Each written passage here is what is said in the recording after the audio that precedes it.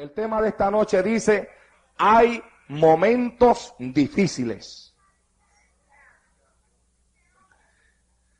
Ese es el tema del mensaje en esta noche. Hay momentos difíciles. Así que si usted tiene un momento difícil, pues escuche con atención. Hay momentos difíciles. En el libro de los Romanos, en el capítulo 8, verso 35 en adelante. Romanos, capítulo 8, verso 35 en adelante.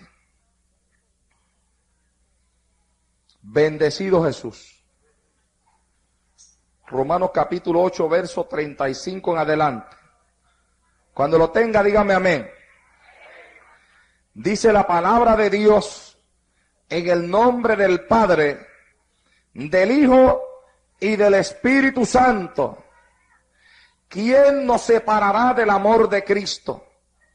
¿Tribulación o angustia o persecución o hambre o desnudez o peligro o espada? Como está escrito, por causa de ti somos muertos todo el tiempo. Somos contados como ovejas de matadero. Antes, en todas estas cosas, somos más que vencedores por medio de aquel que nos amó. Por lo cual estoy seguro de que ni la muerte, ni la vida, ni ángeles, ni principados, ni potestades, ni lo presente, ni lo porvenir, ni lo alto, ni lo profundo, ni ninguna otra cosa creada nos podrá separar del amor de Dios que es en Cristo Jesús, Señor nuestro. Bendito sea Dios. Este mensaje el Señor me lo dio un día mientras me bañaba. Sentí que de momento el Espíritu Santo me gritó: mi siervo, hay momentos difíciles. Y volvió y me repitió: mi siervo, te digo que hay momentos difíciles. Y yo dije: Señor, yo sé que hay momentos difíciles. Y comencé a pensar en los momentos difíciles que yo personalmente he pasado en mi vida, y a meditar en los momentos difíciles que tantos hombres de Dios han pasado en su vida, en los momentos difíciles que he escuchado de tantos hermanos que me han contado cuando a veces han estado conversando conmigo buscando algún consejo, y en los momentos difíciles que la Biblia enseña que tantos hombres de Dios pasaron durante su ministerio. Ciertamente, amados hermanos, hay momentos difíciles. Momentos difíciles para aquel que le sirve a Cristo y momentos difíciles también para aquel que no le sirve. O sea, que en este mundo todo ser humano está rodeado de conflictos y de problemas. Y el Evangelio no es una puerta abierta para escapar de los problemas, sino que el hecho de que uno esté en Cristo no quiere decir que no hay problema. Aunque hay personas que creen que es así, y hay quienes predican que es así, y enseñan que cuando usted viene a Cristo se le acabaron los problemas. Pero yo he podido comprender que eso no es una realidad, porque ya yo llevo 12 años en el Evangelio y he tenido que batallar con muchísimos problemas. Ahora, no niego que cuando acepté al Señor yo creía que se me acabaron los problemas. Cuando acepté al Señor yo creía que todo iba a ser color de rosa, ¿verdad?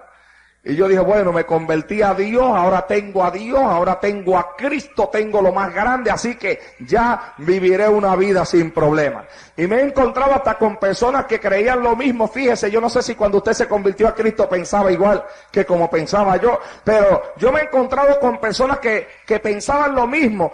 Yo me he encontrado con personas que me han dicho: mire, hermano, yo creía que cuando yo me convirtiera a Cristo se acabaron los problemas en mi casa con mi marido. Pero ya llevo 10 años en la iglesia y todavía los problemas siguen. Y es que a veces hay quienes predican eso, fíjese. Hay quienes predican al Señor, a Cristo, como un resuélvelo todo. Y no es que yo diga que Él no puede resolver todas las cosas. Pero sí es que también he aprendido que el que vive sin problemas en esta tierra, a la larga, también se aparta de Dios. Y que, como decíamos anoche, hay necesidad de problemas para poder estar obligados cada día a estar doblando la rodilla en ese altar y no olvidarnos que allá arriba hay un Dios, aleluya, del cual tenemos necesidad todos los días de nuestra vida. Bendito sea el Señor en el día de hoy. Y hay personas que tienen el evangelio como un supermercado, donde usted entra a comprar lo que necesita y después que ya tiene lo que compró, se fue del supermercado y no lo vuelve a visitar más hasta que no necesita hacer otra compra. ¿Cuántos adoran a Dios en esta noche?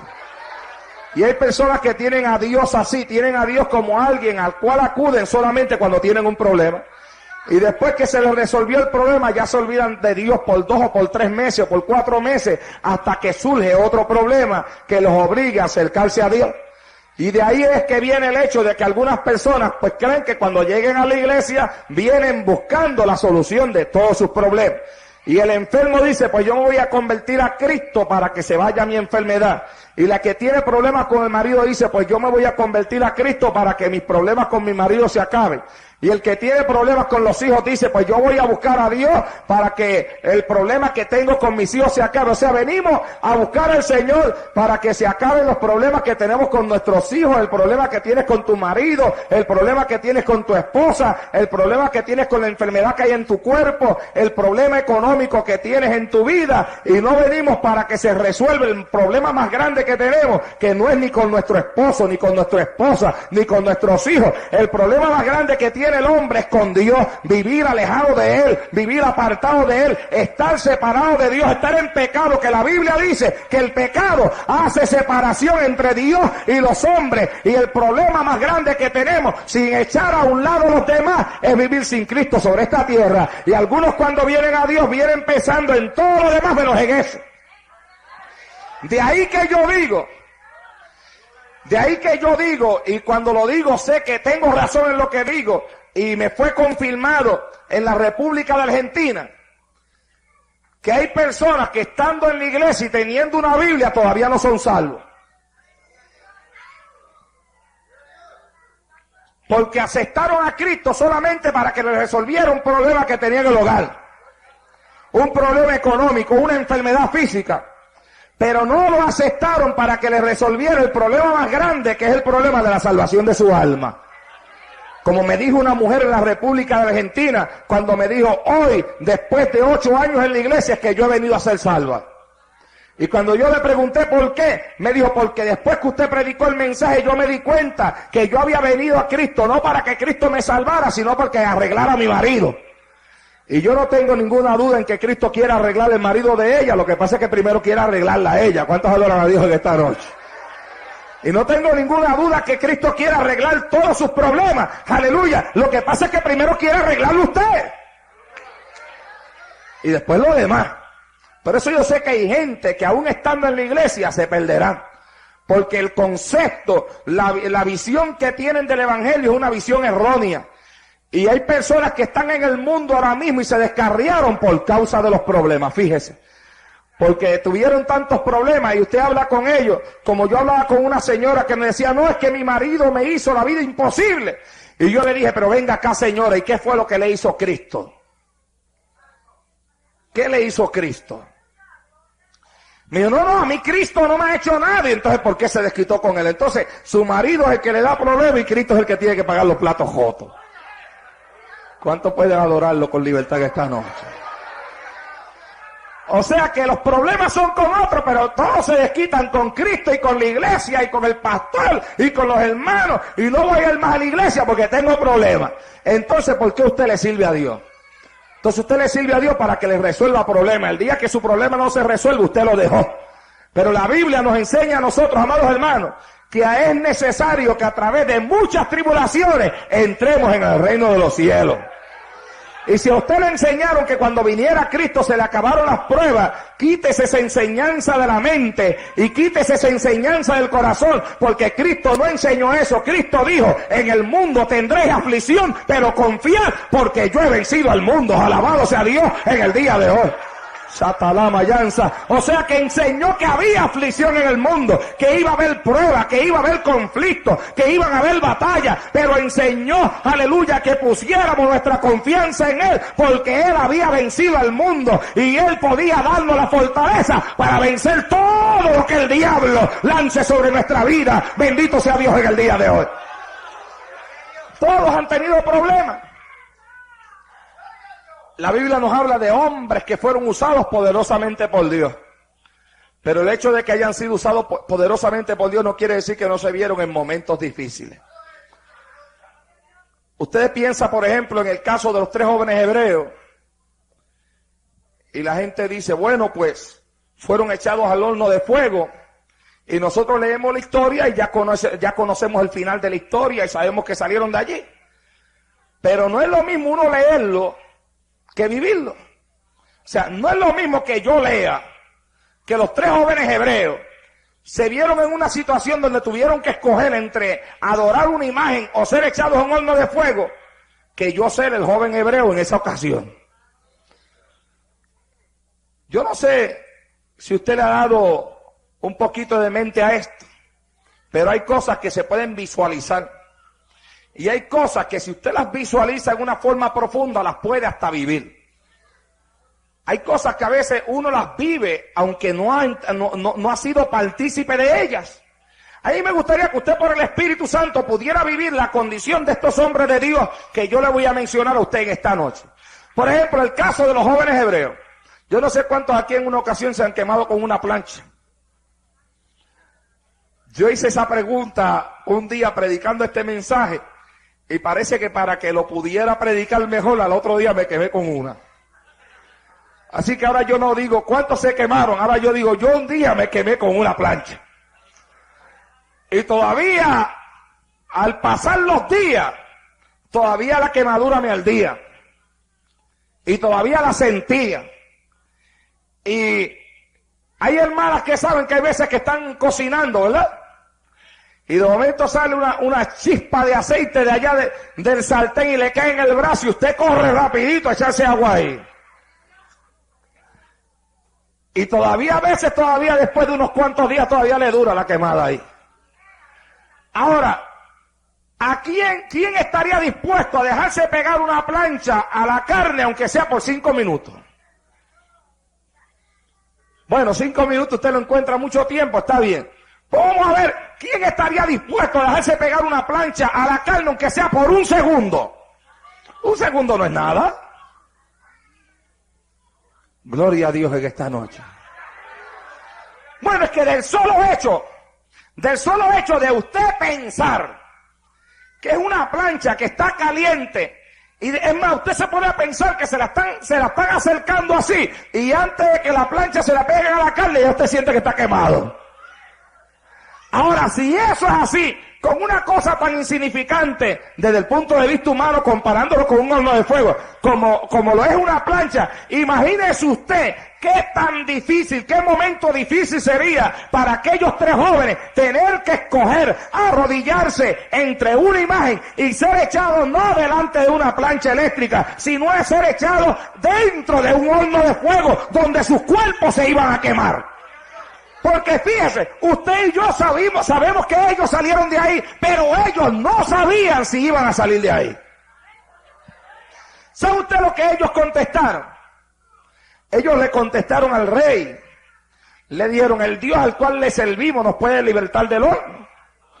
Pero también le dijeron, pero si no nos libertare, tampoco adoraremos la estatua. O sea que ellos no sabían si Dios los iba a libertar o no los iba a libertar. Ellos no estaban conscientes, así que tiene que haber sido un momento difícil para ellos pensar que su cuerpo sería echado en un horno de fuego, como tuvo que haber sido un momento difícil para Daniel, cuando le dieron a escoger entre estar 30 días sin orar o ser echado a un pozo de leones hambrientos que se lo iban a comer. ¿A cuánto le gustaría meter la cabeza en la boca de un león? Sin embargo, Daniel iba a ser echado en un pozo de leones. Allí no había uno, allí había más de uno. Y estaban hambrientos. Y yo estoy seguro que para Daniel tuvo que ser un momento difícil, porque tenía que pensar, la mente corre hacia aquello que le va a ocurrir a uno. Y cuando Daniel tuvo que tomar una decisión entre qué era lo que iba a hacer, tuvo que haber pasado por la mente de Daniel. Daniel, pero acuérdate, si ora, lo que te esperan son los leones. Y están hambrientos y te van a comer. O el momento difícil por el cual tuvo que pasar Sansón. Sansón era un hombre lleno del Espíritu de Dios. Y fue un hombre acostumbrado a vencer a sus enemigos. Sansón mató a los filisteos.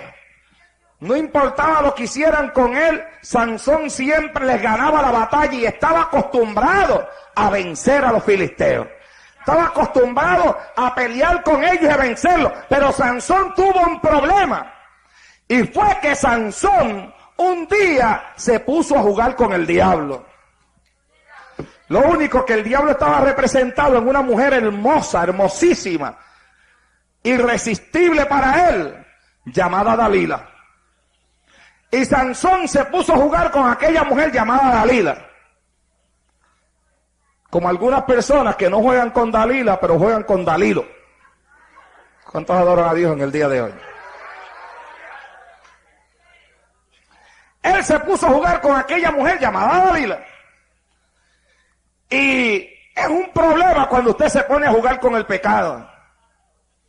Con el pecado no se puede jugar. Hay personas que han caído en el pecado porque se han puesto a jugar con él. ¿Ah? Hay hombres que han caído en el pecado porque se han puesto a jugar con el pecado. Hay muchachas que han caído en el pecado porque se han puesto a jugar con el pecado. Y con el pecado no se juega. El pecado hay que rechazarlo en el nombre de Jesucristo. Pero Sansón jugó con aquella mujer. Y aquella mujer poco a poco fue seduciendo su corazón. Y llegó el momento en el cual aquella mujer quería enterarse de cuál era el secreto de la fortaleza de Sansón, porque estaba amenazada por los filisteos. Y tenía que hacerlo para salvar su vida y para ganar dinero. Y aquella mujer comenzó a pedirle a Sansón que le revelara el secreto de su fuerza. Y Sansón comenzó a decirle mentiras a aquella mujer. Y le decía, si a mí me hicieran tal y tal cosa, después que me lo hagan, yo me quedaré sin fuerza, porque aquí es que radica mi fuerza. Y cuando la mujer le hacía lo que Sansón decía que le hiciere, entonces la mujer le gritaba, Sansón, los filisteos sobre ti. Y Sansón se levantaba con toda la fuerza que tenía. Y la mujer le decía, tú a mí no me amas, porque tú me estás engañando a mí. Yo te he pedido que me reveles el secreto de tu fuerza y tú no me lo revelas. Y hasta en una ocasión Sansón le dijo, mira, si tú hicieres 7 guedejas en mi cabeza y amarraras mi cabello con estacas al piso, entonces la fuerza se irá de mí. Y ella vino y lo hizo. Y después que lo hizo le gritó, Sansón, los filisteos sobre ti. Y Sansón se levantó y arrancó las estacas del piso, con la fortaleza del Espíritu de Dios que estaba en él. Pero la mujer volvió e insistió y le dijo, tú no me amas porque yo te pregunto y tú me mientes y no me revelas el secreto de tu fuerza. Y la Biblia dice que el corazón de Sansón desfalleció. Porque cuando se juega con el pecado se desfallece, se pierde la fuerza espiritual.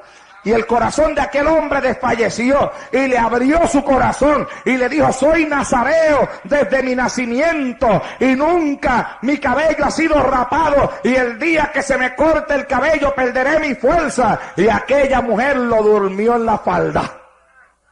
No te dejes dormir en la falda de Dalila o de Dalilo, porque hasta ahí llegaste. ¿Cuántos adoran a Dios en el día de hoy? Oiga, le dijo, Sansón, acuéstate aquí en mi faldita. Y lo acostó y empezó a pasarle la mano por la cabecita. Como el diablo tiene algunos que hace tiempo ya que los acostó en la falda y todavía le está pasando la mano por la cabeza porque todavía no los ha dormido muy bien, aleluya. Bendito sea Dios en el día de hoy.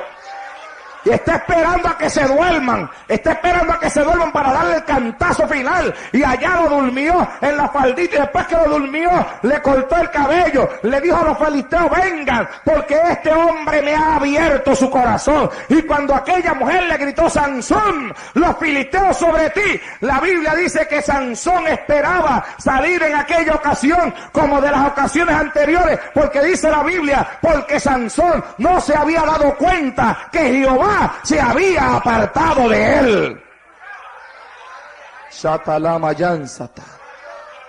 ¿Y sabe usted lo que es una persona creer que Jehová está con él y Jehová no estaba con él? Sansón creía que Dios estaba con él, hermano. No se había dado cuenta que Jehová se había apartado.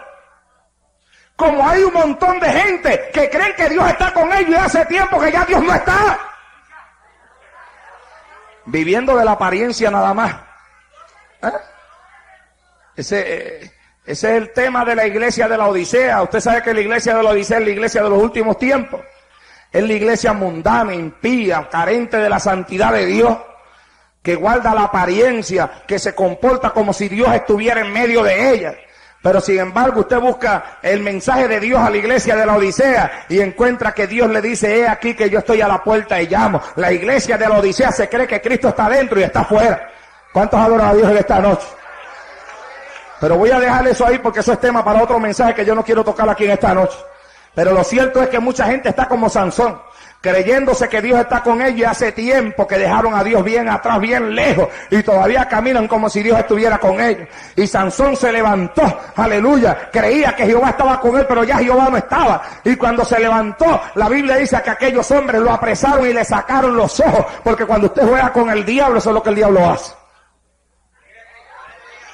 Si no te sacan los ojos de la carne, te sacan los del espíritu, para que no puedas ver más las cosas como Dios quiere que tú las veas.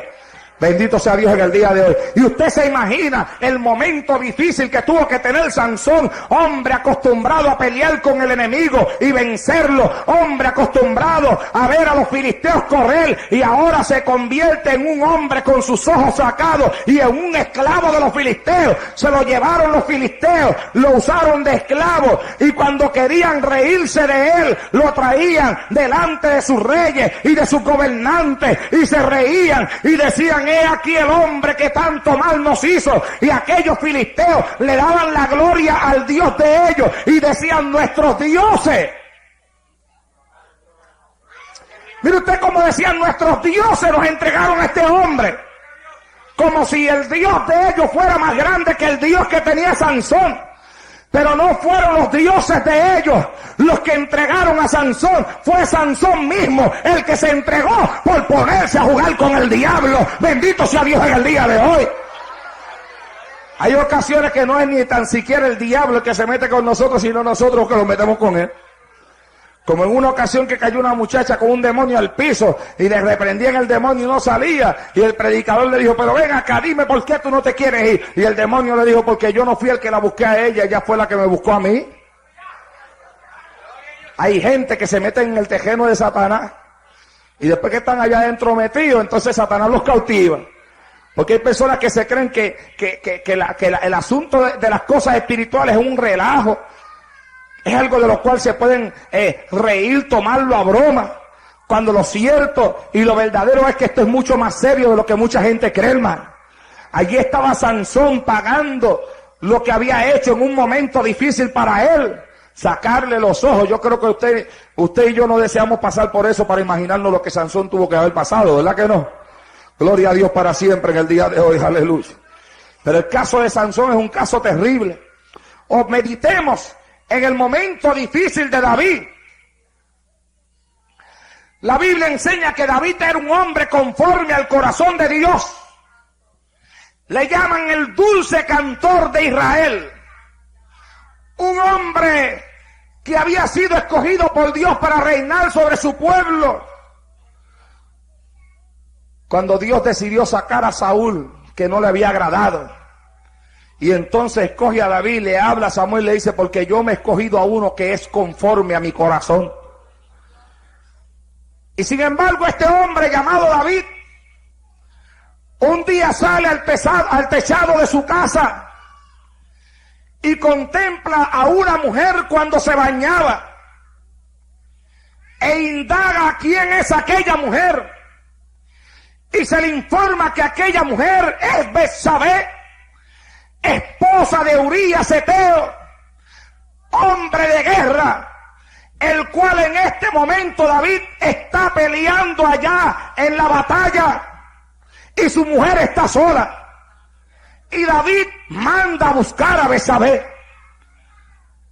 y la trae y sostiene una relación sexual ilícita con ella. Y después le dice a la mujer que se vaya a su casa y ella se va. Pero después de alguna semana, póngale un mes, recibe una notita por debajo de la mesa. Y la notita decía: David, estoy embarazada, firma Betsabé. Y cuando David leyó aquella nota, David se encontraba ya en una situación difícil. Era el rey de Israel, siervo de Dios, y sabía también lo que la ley decía sobre el adulterio. Pero David dice: yo tengo que hacer algo. Déjame mandar a buscar a Urías a la guerra, que regrese a la casa, porque este hombre hace tanto tiempo que no está con su mujer, que cuando yo lo mande a buscar, es seguro que Urías desciende a la casa, está con la mujer, y después le podemos decir a Urías que ella está embarazada para que él se crea que el hijo es de él, ¿ve? Y lo mandó a buscar. Pero cuando Urías vino, David le dijo: desciende a tu casa. Y Urías le respondió: ¿cómo yo voy a descender a mi casa cuando los hombres del rey están en la guerra? No haga yo tal cosa, que descienda a gozar de deleites y de placeres con mi mujer, mientras los hombres del rey están en la guerra. Yo no voy a hacer eso. Pero David insistió y el hombre no quiso. Fíjese usted qué cosa. Resulta ser que Urías resultó ser más fiel que David, porque David tomó la mujer de él, mas este hombre no se atrevía a descender a su casa a gozar de placeres carnales con ella, pensando, siéndole fiel al rey, pensando que los hombres del rey estaban en la guerra. Entonces David dijo algo. ¿Sabe lo que David dijo? David dijo: déjame emborracharlo. Porque David sabía que una persona cuando se emborracha pierde el sentido común y hace lo que no hace cuando está bueno y sano, lo hace cuando está borracho.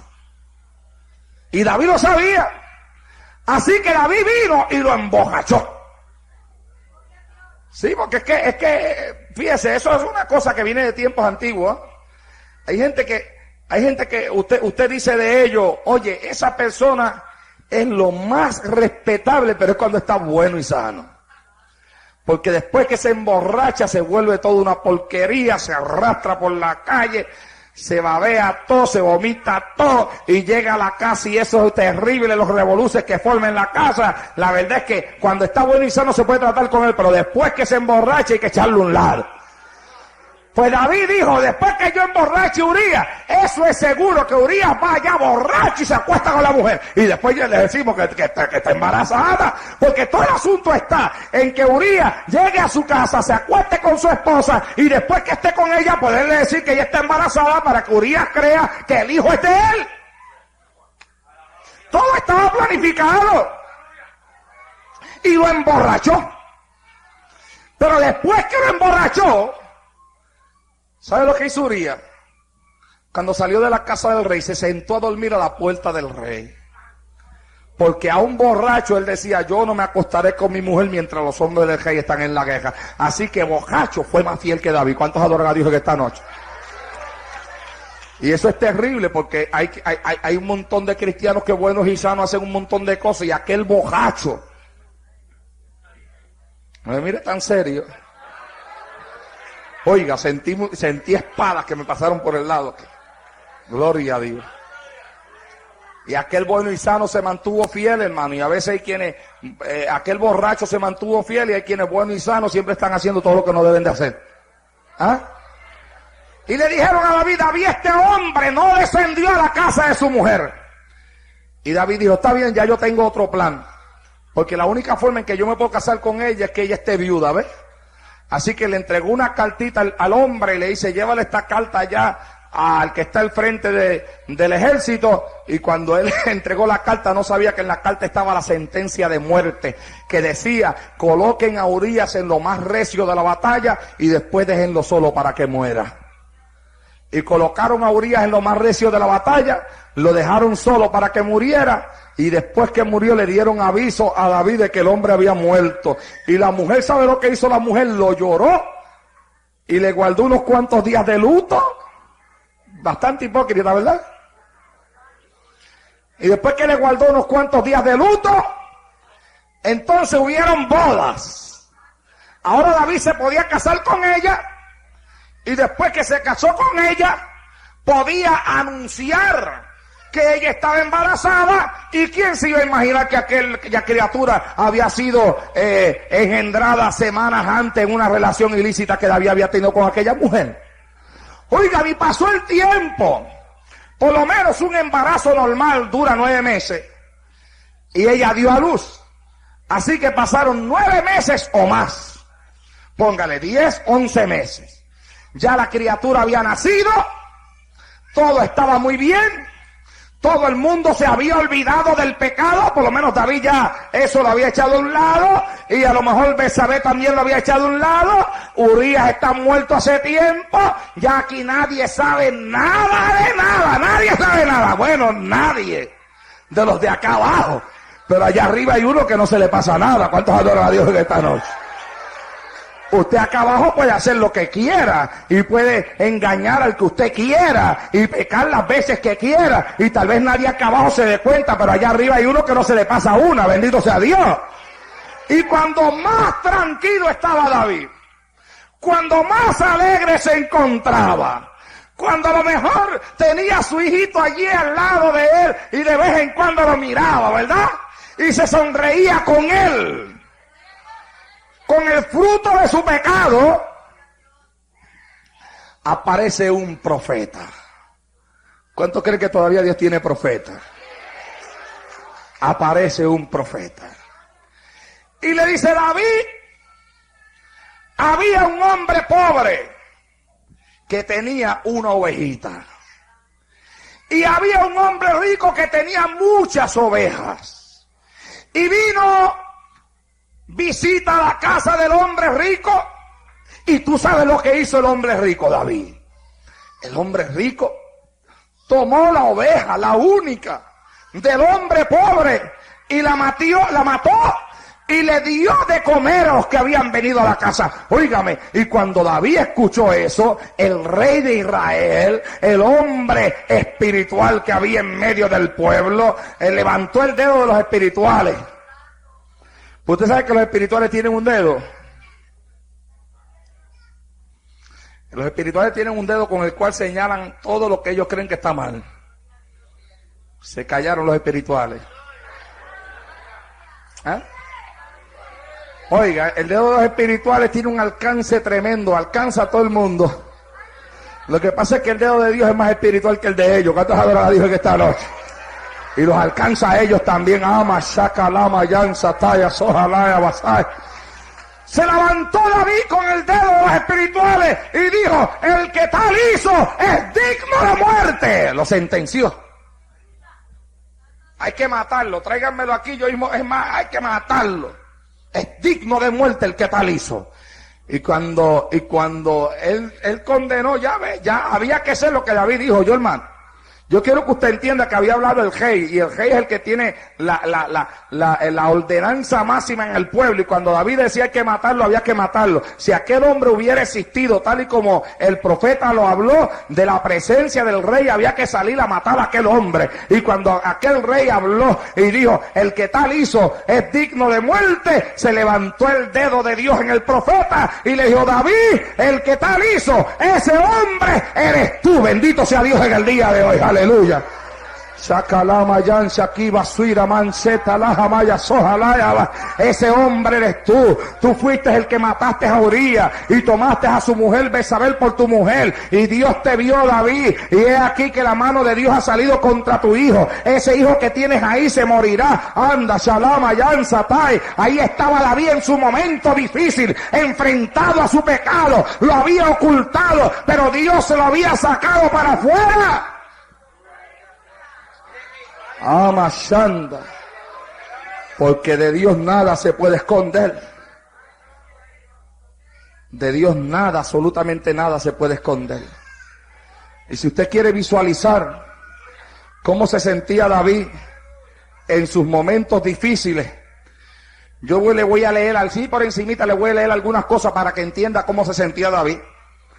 En el capítulo 31 de Salmo, verso número 9 en adelante, dice así: escuche. Ten misericordia de mí, oh Jehová, porque estoy en angustia. Se han consumido de tristeza mis ojos, mi alma también y mi cuerpo, porque mi vida se va gastando de dolor y mis años de suspirar. Se agotan mis fuerzas a causa de mi pecado y mis huesos se han consumido. Ahora el pecado lo consumía. Voy a seguir leyendo porque usted vea cómo se sentía David. Jehová, no me reprendas en tu furor ni me castigues en tu ira, porque tus saetas cayeron sobre mí y sobre mí ha descendido tu mano. Nada hay sano en mi carne a causa de tu ira. No hay paz en mis huesos a causa de mi pecado, porque mis iniquidades se han agravado sobre mí, como carga pesada se han agravado sobre mí. Hieden y supuran mis llagas. Estaba hasta llagoso ya. Hieden y supuran mis llagas a causa de mi locura. Estoy encorvado, estoy humillado en gran manera. Ando enlutado todo el día, porque mis lomos están llenos de ardor. No hay nada sano en mi carne. Estoy debilitado y molido en gran manera. Lloro a causa de la conmoción de mi corazón. Señor, delante de ti están todos mis deseos y mi suspiro no te es oculto. Le voy a seguir leyendo para que usted vea cómo se sentía David. Escucha, oh Dios, mi oración y no te escondas de mi súplica. Mi corazón está dolorido dentro de mí. Terrores de muerte sobre mí han caído. Temor y temblor vinieron sobre mí. Terror me ha cubierto. Y dije, ¿quién me diese alas como de paloma? Volaría yo y descansaría. Ciertamente huiría lejos, moraría en el desierto. Me apresuraría a escapar del viento borrascoso y de la tempestad. Mire usted cómo estaba este hombre, que en la condición en la que se encontraba decía, ¿quién me diese alas como de paloma? Volaría yo, me iría lejos, dice David, bendito sea Dios para siempre. Me iría lejos. Pero ese mismo David fue el que también dijo en otro salmo, ¿a dónde huiré de tu espíritu y a dónde me esconderé de tu presencia? Porque David entendió que de delante de Dios ya no se puede huir. De delante de Dios no se puede correr. Todas las cosas están descubiertas delante de Dios, hermano. Y tuvo que ser un momento difícil para este hombre, acostumbrado a caminar con Dios, acostumbrado a hablar con Dios, acostumbrado a ver a Dios obrar en su vida de forma muy especial. Y ahora el pecado hacía separación entre él y su Dios. Ahora el pecado le entristecía, el pecado le hacía sentirse enfermo. Sabía que había hecho lo malo y lo más terrible de todo no era lo que había hecho. Lo más terrible de todo era que siendo un siervo de Dios lo había ocultado y no había sido sincero con Dios, arrepintiéndose y confesando su pecado antes de que Dios se lo sacara a la luz, porque Dios no quiere avergonzar a nadie, hermano. Si Dios hizo con David lo que hizo, fue porque David lo escondió, y cuando usted lo esconde, la Biblia dice que no hay nada oculto que no venga a ser manifestada. Lo que se esconde, Dios lo saca para afuera, aleluya. Así que es mejor abrir el corazón corazón, correr al altar y decirle: Jehová, delante de ti están todos mis caminos, he pecado contra ti, pero me arrepiento, perdóname, límpiame, santifícame. Alabado sea Dios. ¿Cuántas adoran a Dios esta noche? Alaba a Shanda Lama, levanta la mano y alaba a su Dios. Mire, yo estoy predicando este mensaje aquí en esta noche y yo siento que hay gente que no pueden recibir el mensaje que yo estoy predicando ahora mismo aquí en este lugar. Hay personas que mientras yo predico no lo pueden recibir, la mente está en otro lado, tienen opresiones diabólicas mientras yo predico, porque el diablo no quiere que esta palabra penetre en tu corazón, el diablo no quiere que tú la recibas, porque el diablo sabe que en esta palabra hay palabra de libertad para tu alma, para tu mente, para tu corazón, para tu espíritu, para que puedas buscar a Dios y servirle en espíritu y en verdad.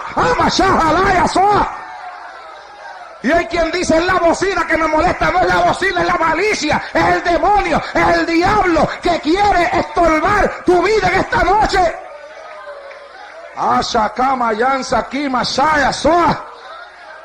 Aleluya. Hay momentos difíciles. David pasó por ello, Daniel pasó por ello, Sansón pasó por ello. Hay momentos difíciles de verdad. Hay momentos duros.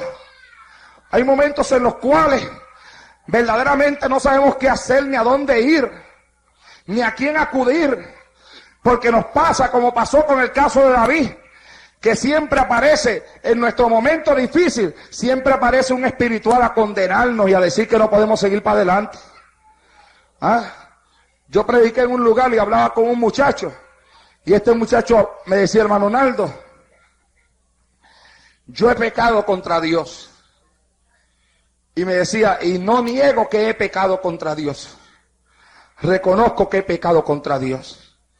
Pero hermano Naldo, hace años que yo lo hice. Y todavía no me puedo levantar.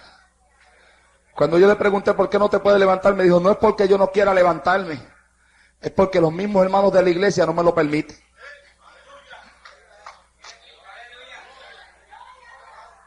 Pero ¿cómo que los hermanos de la iglesia no te lo permiten? No, mire hermano, si es que cuando empiezo a subir en mi vida espiritual y cuando me siento más cerca de Dios, rápido aparece uno de ellos a señalarme el pecado que hice en el pasado. Si quiero aconsejar a alguien, lo primero que me dice es: tú no tienes por qué aconsejarme a mí si tú fuiste el que hiciste esto. Hermano Naldo, y me tiran mi vida espiritual al piso, me desaniman. La iglesia no me deja levantarme. Yo sé que eso es verdad, no es uno ni dos. Son un montón de personas que yo he hablado que pasan por eso. Que hay personas dentro de la iglesia que se creen que son tan santos que pueden señalar a los que han caído. Y cuando tratan de levantarse, ellos mismos son los que se encargan de ponerle el pie en la cabeza para aplastarlo. Bendito sea Dios en el día de hoy. Y si usted no quiere alabarlo, no lo alabe nada. Pero yo lo voy a decir tal y como salga por mi boca en esta noche. Bendito sea Dios. Porque yo no defiendo el pecado, yo acuso el pecado y predico contra el pecado, pero cuando Dios tiene misericordia de una persona, ¿quién soy yo para no tener misericordia de esa persona? Si Dios, que es más santo que yo, lo perdonó, ¿por qué yo no lo puedo perdonar? Bendito sea Dios en el día de hoy. Entonces eso quiere decir que el que así se comporta da a entender que es más santo que Dios. El que así se comporta da a entender que es más grande que Dios, porque no puede perdonar a una persona que ya Dios perdonó, no puede restaurar a una persona que ya Dios restauró hace tiempo. Hay personas que pueden tener un ministerio ahora mismo y no lo tienen porque los hombres no le perdonan las faltas que cometieron en el pasado. Y yo no le defiendo pecados a nadie, pero yo sé que la Biblia dice, aleluya, que el que encubre sus pecados no prosperará, pero el que los confiesa y se aparta alcanzará misericordia. Bendito sea Dios en esta noche. Y si Dios tiene misericordia de una persona, ¿por qué yo no voy a tener misericordia de él? Lo que pasa es que algunos que son como David, que señalan el pecado en otros para ocultar el que ellos mismos tienen escondido.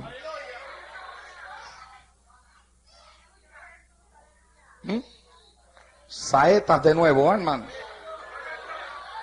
Gloria a Dios. Pero lo voy a volver a repetir. Dije que hay quienes son como David, que señalan el pecado en otros para ocultar el que ellos tienen escondido. Porque eso fue lo que hizo David. señaló el pecado en aquel hombre que había, según el cuentito que le hizo el profeta para que cayera, ¿ves? Cayó en las manos de Dios facilito. El profeta le hizo un cuentito y él vino, ¡pam!, y cayó rapidito. Según el cuentito del profeta, era otro el que había matado a la oveja. Y cuando él vio que era otro el que la había matado, rápido juzgó y condenó ese digno de muerte, pero no sabía que era para él. Pero hay personas que a veces, estando mal y estando en pecado, condenan en otros los pecados que ven en otros, tratando de ocultar al condenar los pecados que ellos mismos llevan escondidos. Porque quieren guardar una apariencia de piedad y quieren guardar la apariencia señalando a los demás y guardarán la apariencia delante de los hombres, pero con la vara que tú midas te van a venir a ti un día de esto y según tú se lo señalas a otros, otros te lo van a señalar a ti. Alabado sea Dios en el día de hoy. Ama shakalaya shenda tashama suaba. Y aquel muchacho me dijo, me he querido levantar, pero son ellos los que me echan para el piso, hermano Naldo. Siempre me están acordando mi pasado, siempre están reviviendo lo que yo hice. Mire, si lo más grande en esta vida no es que se haya pecado, lo más grande para Dios es el arrepentimiento. Y al que se arrepiente, Dios lo levanta de nuevo. Bendito sea Dios en el día de hoy. Levante las manos y alaba y glorifica a su Dios en esta noche. Alabado sea Dios. Hay que aprender lo que significa perdonar, hermano. Lo que significa tener misericordia. Cristo dijo, aleluya, de una forma clara que Él quería que nosotros aprendiéramos lo que es misericordia. En una ocasión yo hablaba en un lugar con un muchacho y me dijo, hermano Naldo, he cometido un pecado tan y tan malo, tan grave. Me siento tan y tan mal ante la presencia de Dios que no me atrevo a acercarme al altar a orar porque es que yo no me atrevo a mirar a Dios cara a cara. Yo le digo, repíteme lo que me dijiste. Me dijo, hermano Naldo, lo que escuchó, he pecado de tal forma que no me atrevo a llegar hasta el altar porque yo no me atrevo a mirar a Dios cara a cara. Y yo le dije, está muy bien, maravilloso. Si no te atreves a mirarle a Dios cara a cara, acércate al altar, baja la cabeza y no lo mires. Bendito sea Dios en esta noche, aleluya. No te atreves a mirar a Dios cara a cara, llega hasta el altar, baja la cabeza y dile, Jehová, he pecado y me siento tan miserable que no me atrevo a mirarte cara a cara, pero perdóname, límpiame, que aunque tú no lo mires cara a cara, yo te aseguro que Él te va a estar mirando a ti, y si tu arrepentimiento es sincero, Dios te va a perdonar y la sangre de Cristo te limpiará de todo pecado. Alabado sea Dios en esta noche. Te va a limpiar el Maestro. Te va a limpiar el Maestro, pero no le permitas al diablo mantener tu mente cautiva y culpabilizada por las cosas que hiciste en el pasado. Libértate de la culpabilidad, confesando tu pecado y permitiendo que la sangre de Cristo te limpie en esta noche. Alabado sea Dios. Otra persona me dijo, hermano Naldo, he pecado y no sé qué hacer. No me atrevo a ir a la iglesia porque sé que estoy mal. Y al mundo no me puedo ir porque sé que no deja nada. Mire usted, no sabía qué hacer. Había pecado y sabía que estaba mal, entonces no se atrevía a venir a la iglesia. Esos son momentos difíciles por los cuales pasan las personas. No me atrevo a ir a la iglesia porque sé que estoy mal. Y me siento tan avergonzado por mi pecado que yo no me atrevo a ir a la iglesia. Pero hermano Naldo, yo no puedo ir al mundo, me decía. Porque es que el mundo no deja nada y yo lo sé. Y yo salí de ahí, no quiero volver ahí. Hermano, dígame algo, aconséjeme. Digo, pero ven acá, mijo. Si no te quieres ir al mundo, porque no deja nada, y tú no sabes, y no quieres volver ahí, pues con toda la vergüenza que te da, vas a tener entonces que llegar hasta la iglesia. Porque esa es la casa de Dios, ¿verdad que sí? Allí hay palabra de consuelo para ti. Vete a la iglesia, vete al altar, humíllate, llora tu pecado. Y cuando te levantes del altar, después de haber llorado tu pecado, levántate con tu frente alta y no sientas vergüenza por lo que hiciste. Porque que se avergüence el que permanece en su pecado. Que se avergüence el que lo hace y después lo oculta. Que se avergüence el que no lo confiesa. Pero el que viene al altar y se arrepiente, no tiene por qué avergonzarse. Lo que tiene que hacer es levantar su cabeza, abrir la boca y adorar a aquel que ha tenido misericordia de él. Alabado sea Dios en esta noche. ¡Ay, alabado sea Dios! Que se avergüence el que esconde el pecado. Shaka mama shenda la mama shahalaya sohala. Ay, amasinda laya. Yo llevo varios días hablando aquí y siempre Dios me trae este tema porque hay gente que Dios quiere bregar con ellos. Hay gente que Dios quiere que ellos entiendan que si hay cosas ocultas y las sacan para afuera, Él los va a perdonar, Él los va a limpiar, Él te va a levantar, Dios te va a restaurar. Dios quiere hacerlo. Ay, ashéndata. Pero es el diablo el que te culpabiliza. Es el diablo el que te señala. Es el diablo el que te acusa. Es el diablo el que siempre tiene el dedo ahí, moviéndolo en la llaga, moviéndolo en lo que hiciste, moviéndolo en la falta cometida, buscando la forma de que tú sientas que no hay perdón de Dios para ti, pero eso es mentira. Una persona me dijo a mí en una ocasión, yo creo, Manonaldo, yo he blasfemado el Espíritu de Dios y no puedo buscar a Dios por eso, y se echó a llorar y me decía, pero yo quiero servirle a Dios, pero a mí el diablo me dice que blasfemé al Señor. Eso es mentira, porque mire, si usted blasfemara el nombre de Dios, jamás en su vida usted sentiría en su corazón el deseo de acercarse a la iglesia. Porque el deseo de venir a la iglesia no es un deseo nuestro, es un toque que el hombre recibe por el Espíritu Santo para acercarse a Dios. El que te inquieta a visitar la iglesia es el Señor. Y si tú sientes la inquietud, entonces dile al diablo que es un mentiroso. Una persona me dijo a mí, Dios me ha desechado para siempre. Mentira. Si Dios te hubiera desechado, jamás sentiría el deseo de volver a visitar un templo. La señal de que Dios no te ha desechado es que todavía estás aquí en la iglesia, que todavía visitas el templo y has pecado y has hecho lo malo, pero el Espíritu de Dios todavía te toca y te habla buscándote para salvarte. Ay, asamalaya, sajalaya. Reprende las mentiras del diablo en esta noche. Reprende la mente que te culpabiliza en esta noche. Hay personas que a veces se sienten enfermos y ¿saben por qué? Es por las muchas cosas que hay aquí. Eso es tema para otro mensaje, pero lo toco por encimita en esta noche, aleluya. Es que llevan un montón de cosas metidas ahí adentro y guardadas ahí adentro y tienen que liberarse de ellas. Y si tú quieres liberación, hay liberación en Cristo para ti en esta noche, en este lugar. Alabado sea Dios. ¡Ay, Shabaja! ¡Cristo vive! Siento el poder de Dios en este... ¡Él está aquí! ¡Aleluya! Siento el poder de Dios de forma especial en este altar en esta noche. La unción del cielo se ha metido en este templo en el día de hoy. Hay momentos difíciles, pero Dios está aquí.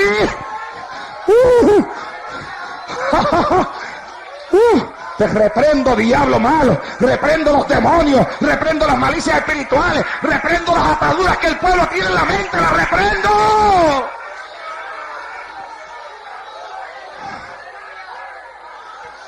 Akasakama ya sé que me meché.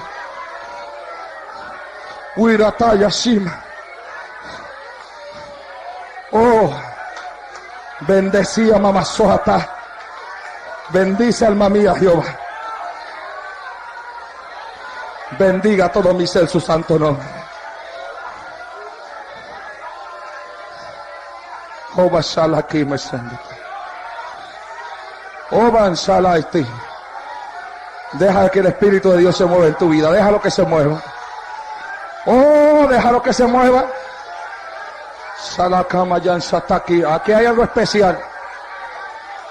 Hay algo especial metido aquí en este templo en esta hora.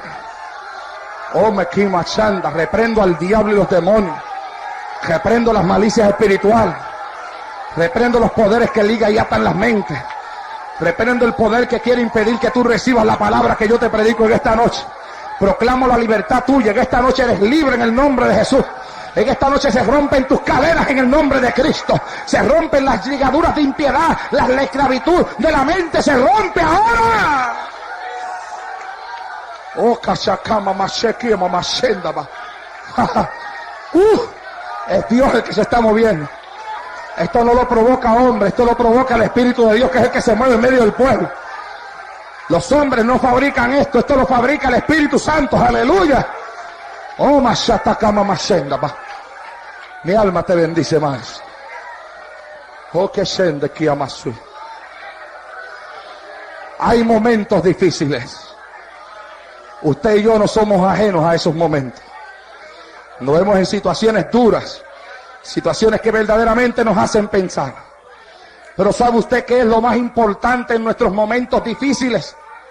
Lo más importante en nuestros momentos difíciles es la fidelidad que nosotros tengamos con Dios mientras nos encontramos en ese momento. Hay gente que no entiende a David. Algunas personas se preguntan, pero ¿cómo es posible que este hombre que pecó de esta manera, Dios haya dicho que era un hombre conforme a su corazón? ¿Sabe usted qué era lo que tenía David? Que lo hacía un hombre conforme al corazón de Dios. David había encontrado la llave, el secreto de llegar hasta el corazón de Dios. David era un hombre que sabía llorar su pecado ante la presencia de Dios. La escritura que yo le leí ahorita es una señal de cómo ese hombre se vaciaba dentro de la condición en la cual se encontraba, derramaba su corazón ante la presencia de Dios en la condición en la cual estaba. Él decía, he aquí que mi pecado siempre está delante de mí.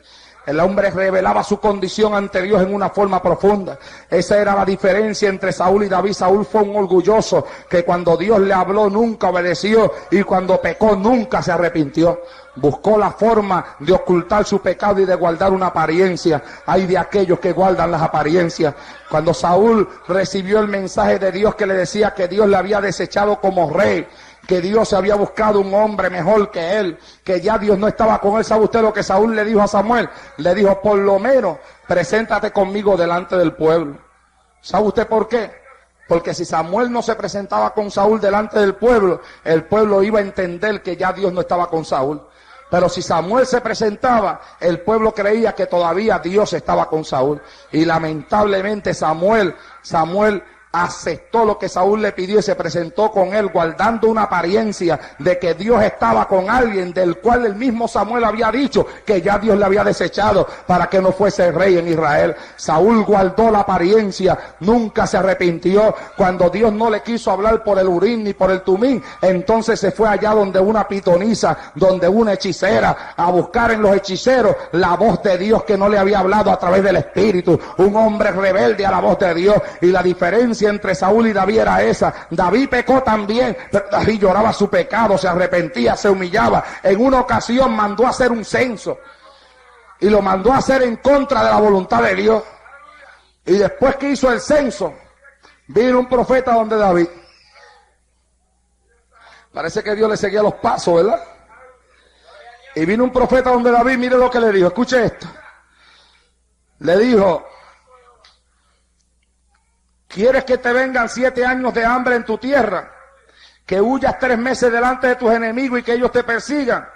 ¿O que 3 días haya peste en tu tierra? Piensa ahora y mira qué responderá el que me ha enviado. ¿Y sabe lo que contestó David? David dijo, en grande angustia estoy. Caigamos en la mano de Jehová, porque sus misericordias son muchas, mas no caiga yo en la mano de los hombres. ¿Por qué David dijo caiga yo en la mano de Jehová y no en las manos de los hombres? Porque los hombres no tienen misericordia. Lo de los hombres es condenar, acusar y hasta sepultar. Si pueden hacer un hoyo 7 pies bajo la tierra para allí, meterte ahí te meten y después te tiran a la tierra encima. Y después se ríen y dicen se fue al infierno. Pero David dijo, no caiga yo en las manos de los hombres. David dijo, caiga yo en las manos de Dios, porque las misericordias de Dios son muchas. Alabado sea Dios en esta noche. La misericordia de Dios es mucha. El que se pierde es porque quiere, porque las misericordias de Dios son muchas. Alabado sea Dios. Y salió el ángel de Jehová y comenzó a matar gente a todo lo que da en el pueblo de Israel. ¿Y sabe usted lo que dice la Biblia? Dice, el ángel estaba matando y levantó la mano sobre Jerusalén para destruirla y Jehová le dijo al ángel, detén tu mano. Y el ángel de Jehová estaba junto a la era de Arauna, Jebuseo. Y David dijo a Jehová, escuche esto, David dijo a Jehová cuando vio el ángel que destruía al pueblo, yo pequé. Yo hice la maldad. ¿Qué hicieron estas ovejas? Te ruego que tu mano se vuelva contra mí y contra la mano de mi padre. Y contra la casa de mi padre. Escuche, David contempló al ángel de Dios que destruía. A lo mejor si llegamos a ser uno de nosotros, ve al ángel que está destruyendo y se esconde y tiene miedo, ¿verdad? Y dice, ay, déjame esconderme que no me destruya a mí también. Pero cuando David vio al ángel que destruía, la Biblia dice que David vino ante Dios y le dijo, yo fui el que pequé. Estas ovejas no han hecho nada. Te ruego que tu espada se vuelva contra mí y contra la casa de mi padre. En otras palabras, mátame a mí. Mata la casa de mi padre y no mates estas ovejas porque ellos no han hecho nada. ¿A qué hombre? Porque eso era lo que lo hacía hacer conforme al corazón de Dios. Que reaccionaba como Dios quería que reaccionara. Y entonces Dios le mandó al profeta de nuevo y le dijo, vete a decir a David que me ofrezca sacrificio. Y David subió hasta cierto lugar y le dice al hombre, véndeme esta era, porque le voy a dar sacrificio a Jehová. Y el hombre le dijo, no, yo no te la vendo, te la regalo. Y David le dijo, no me la regales, véndemela, porque yo no le ofreceré a Jehová sacrificio que no me cueste nada. Alabado sea Dios en esta noche. ¿Cuántos adoran a su Dios? No ofreceré nada que no me cueste, dijo David, alabado sea Dios. Oh, mashakalama, mashenda, tasahala. Es la fidelidad. Es la fidelidad la que marca a un hombre y a una mujer y a un joven y a una jovencita de Dios. Ese algo que te hace permanecer fiel en tus momentos difíciles. Ese algo que lo tiene todo aquel que puede ser utilizado como un ejemplo. Ese algo que tenían los 3 jóvenes hebreos cuando abrieron su boca y dijeron, aleluya, nuestro Dios nos puede librar del horno de fuego, pero si no nos libra tampoco adoraremos la estatua. Eso es fidelidad. Ese algo que tenía Daniel cuando permitió que se le lanzara al pozo de los leones antes que dejar de servirle a su Dios. Ese algo que tuvo David cuando en el Salmo número 40 nos dice, pacientemente esperé a Jehová y se inclinó a mí y oyó mi clamor y me sacó del pozo de la desesperación, puso mis pies sobre peña y enderezó mis pasos. Alabado sea Dios hoy. Mire, ahorita dijimos que Dios le sacó los ojos, o los filisteos le sacaron los ojos a Sansón. Los filisteos le sacaron los ojos a Sansón. Pero ¿sabe usted qué dice la Biblia? Que a mí me llamó la atención. El texto es cortito, pero dice así. Dice, y el pelo le comenzó a crecer. Eso es lo que dice sobre Sansón. Y Dios me dio a mí un mensaje por ahí, por eso de que el pelo le comenzó a crecer. Pero así, tocadito así por encima le digo, que eso, y el pelo le comenzó a crecer, eso es una señal de restauración. Al hombre le sacaron los ojos porque violó el voto nazareo que tenía. Y cuando la Biblia dice, y el pelo le comenzó a crecer, lo que nos señala es que aquello por lo cual él había perdido la bendición de Dios, estaba retornando nuevamente a él. Bendito sea Dios en el día de hoy. A mí no me interesa que esta noche si te cogieron y te sacaron los ojos y te cortaron tu cabello espiritual y perdiste la bendición de Dios. Lo que me interesa es que en esta noche, si vienes a este altar, lo que perdiste, Dios te lo vuelve a dar. Bendito sea Dios en el día de hoy. Es señal de restauración, señal de que Dios lo restauraba. Por eso el cabello le creció y un día lo trajeron a la casa principal para reírse y burlarse de él. Y David le dijo al jovencito que lo guiaba, le dijo, ponme al lado de las columnas de esta casa, columnas principales. Y allá lo llevaron. Y mientras el pueblo se reía de Sansón, Sansón pegó sus manos a aquellas columnas y dijo, Jehová, ten misericordia de mí y permíteme tomar venganza de estos filisteos a causa de mis 2 ojos. Y la fuerza que había perdido retornó a él. Y la Biblia dice que aquel hombre movió las columnas, la casa se vino abajo. Y la Escritura señala que fueron más los filisteos que Sansón mató en su muerte que los que había matado cuando estaba vivo. ¿Cuántos adoran a Dios en el día de hoy? Oh, Jehová está con aquellos que aprenden a serle fieles a Él en el momento difícil. Por eso, amada hermana, hay que aprender a ser fiel a Dios en los momentos difíciles que tengas en tu hogar, con tu marido o con tus hijos. Usted que tiene problemas con su esposa, tiene que aprender a ser fiel a Dios en esos momentos difíciles, con sus hijos desobedientes, con la enfermedad, momentos difíciles que vienen a nuestra vida, que el diablo los lanza para tratar de apartarnos de la fe, para tratar que neguemos al maestro, para tratar de que nos quedemos en nuestras casas, para tratar de apartarnos de la palabra. Pero amados hermanos, tenemos que irnos con el apóstol Pablo en esta noche. El apóstol Pablo se hizo una pregunta. El apóstol Pablo dijo: ¿quién nos separará del amor de Cristo? ¿Quién? Es una pregunta que él hace. Y sigue preguntando. Él dice: tribulación, angustia, persecución, hambre, desnudez, peligro, espada. Y después dice: antes en todas estas cosas somos más que vencedores por medio de aquel que nos amó. Por lo cual estoy seguro de que ni la muerte, ni la vida, ni ángeles, ni principados, ni potestades, ni lo presente, ni lo porvenir, ni lo alto, ni lo profundo, ni ninguna cosa creada nos podrá separar del amor de Dios que es en Cristo Jesús, Señor nuestro. Ahora, la pregunta la hizo Pablo. Pablo la respondió conforme él sentía en su corazón responderla. La respondió conforme a la seguridad que había en él. Pero ahora esa pregunta, casi 2000 años después, es lanzada sobre nosotros en esta noche. Es la pregunta del apóstol inspirado en el Espíritu de Dios para usted y para mí. La pregunta que nos dice: ¿quién nos separará del amor de Cristo? ¿Podrán acaso nuestros momentos difíciles separarnos del amor de Cristo? Como Pablo pregunta, tribulación, ¿podrá acaso la tribulación separarme del amor de Cristo? Persecución, ¿podrá acaso el que yo sea perseguido separarme del amor de Cristo? Peligro, espada, hambre, desnudez. Es una lista que el apóstol lanza sobre nosotros en esta noche. ¿Podrán acaso esas cosas separarnos del amor de Cristo? Problemas en el hogar. ¿Podrán acaso tus problemas en tu hogar separarte del amor de Cristo? A muchos los han separado. Hay gente que está allá afuera ahora mismo por los problemas que tuvieron en el hogar. Hay quienes se separaron de Cristo por los problemas del hogar.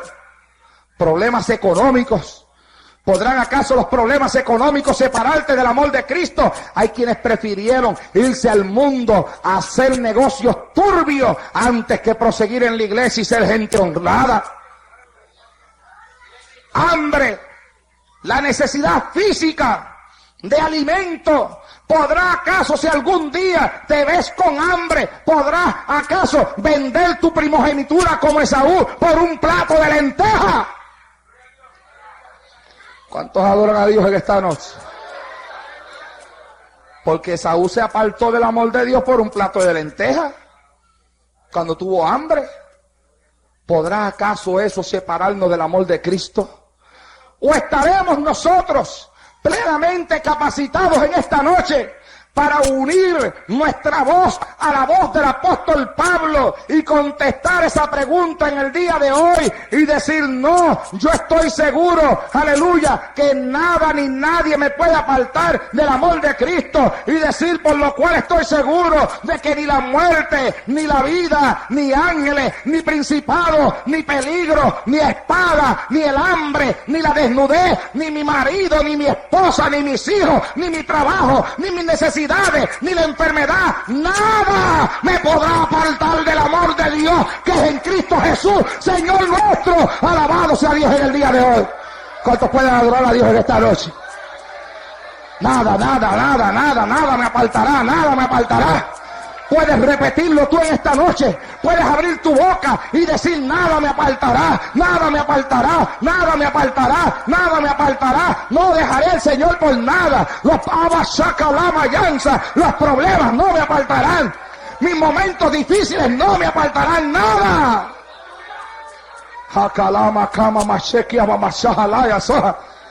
Hago una separación entre mis problemas y Dios.